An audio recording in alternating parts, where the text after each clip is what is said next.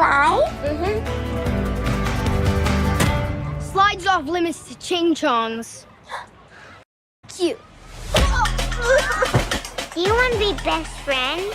Well, if the guy behind us was rating this movie, it's a 10 out of 10. It's an 11 out of 10. I've never heard somebody laugh at every single line in a movie. And not just a snicker. Like, everything. He found everything funny. We're talking, of course, about the hit comedy, Joyride, according to the guy behind us. Now, I've seen the Girl Trip movie before. In fact, there was a movie called Girl Trip. And they've always been to me. Why? Like not all the humor hits for me. Or they go off on some side story that just doesn't interest me. This one sort of, like, it had so much potential. But I think it dropped the ball on it a little bit. So what was the potential? I like the whole heading to my mother country kind of thing, fish out of the water, American Chinese going to China, and they could have immersed themselves into real China, but the real China was very stereotypical China, like the most stereotype Chinese family you could get. And that's how they dropped the ball? Yes. That's what you're upset about? No, I just think it, like, because it didn't have to be so, oh, look, we're making fun of it because this is Chinese and that's the stereotype that everyone thinks that Chinese are. Oh, look, there's two guys in a train. What are they doing? They're in their t-shirts and shorts eating oranges because that's what Chinese guys do on trains all the time. It's like... You're talking about absolutely nothing. No, but that the family, the way the family was, all movie, this stuff. I came out of this movie not thinking anything about what you're talking about. Yeah, but you're not very smart. This movie is about two girls who grew up together in the United States. One of them with a white family because she was adopted. And they grew up together, and now she's going to China on a business trip. And she's... With two new friends. Yeah, and she's a fish out of water because she doesn't know Chinese. Okay, fine. And it's raunch humor. There's very raunch. Talking about genitals and sex, and at one point you get a flash of a body part. And a female body part with a tattoo on it. Yeah. There is a montage of an orgy. And this is all female centric. Okay? There's guys in there, but they're the bit parts. The female gaze is strong in this movie. Yes. Right? Yes. They always talk about the male gaze. Female gaze, highly strong in this movie. Yeah. Now, if you're going to talk about this movie, you got to talk about whether the humor hit. Some of it did. Some of the humor I did laugh. A lot of it was, okay, I'm especially the best friend. Like, I can only put up with I'm the weird person, the person who's always saying the wrong thing at the wrong time, the person who doesn't care, the person who's happy-go-lucky, who doesn't have a real career. I can only put up with that so much in a movie. And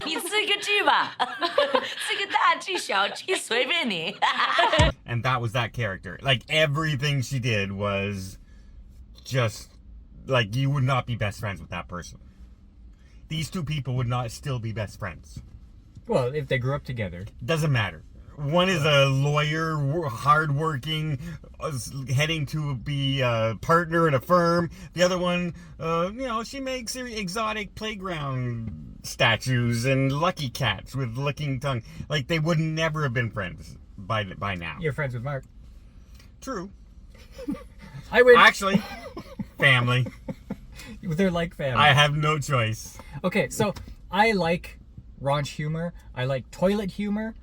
I appreciated the fact that they had a female Raunch humor led movie that was going all out for raunch. Yes. I appreciated that. That's what I liked about Bad Teacher with Cameron Diaz, right? Yeah. They weren't afraid to go there. However, when only 50% of the stuff gets a chuckle and the other 50% didn't even have to be there. No. That's bad. That's what I mean. It was too much all the time. Like, they have a third wheel friend that's awkward. But why were they there? Because I didn't find anything that they did funny. Anything. In fact, I cringed through the whole movie because of that character. Well, it looked like it was a Aquafina wannabe. She could have played that role, right? yeah. And but it was somebody who, like, okay, we have to have this crazy person for this BTS storyline, and she'll be the glue that eventually keeps them kind of together. She's that awkward person that will keep the other people who are more serious still together. And it just didn't really work. And the whole actress thing with, I don't know. I don't Give know. them more information because they don't know what you're talking about. Well, one of the friends, the one that just randomly shows up, is a actress in a like a series on TV, and she goes with them to China to find the birth mother and all this other stuff and close the deal. By the way, they didn't close the deal through the whole thing. It's a fail in the business. Spoiler alert. You're not going to go see it anyway. But I mean the deal part is nothing to the story. It really wasn't any part of this story. The ending, the beginning, it wasn't any important part of this story. Apparently neither was the story about the actress you were going on about and then just dropped. Well, but I mean, she was there, but did she have to be? Again, like, I thought she was fine. She was fine. I thought she was an okay addition to the movie and her storyline. She was the more raunchy side, yeah, in a way. But again, a lot of the jokes just did not hit. And when they started singing, until the end, until the one thing that happened. Well, the whole BTS thing, yes, was a neat idea, and you thought it was gonna. Okay, this is the focal point of the whole BTS thing, and it's going to be really awesome.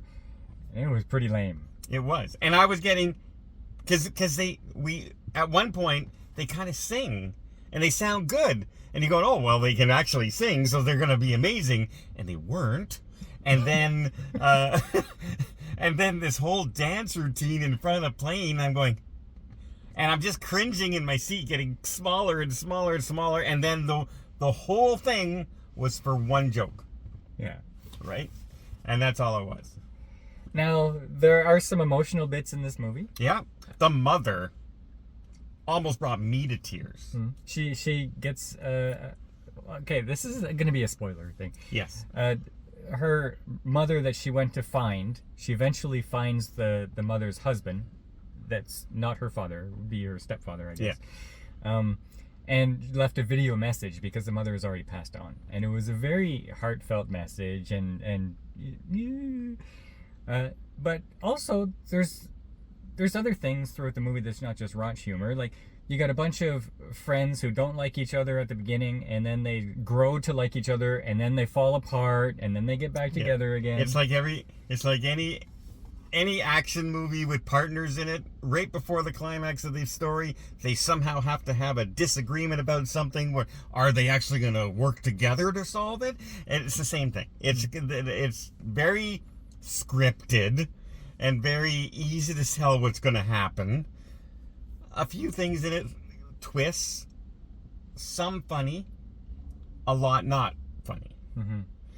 A lot was cringe. A lot was cringe to me. But I didn't come out hating the movie. I didn't hate it, but it's one of those things where I can't rate it very high.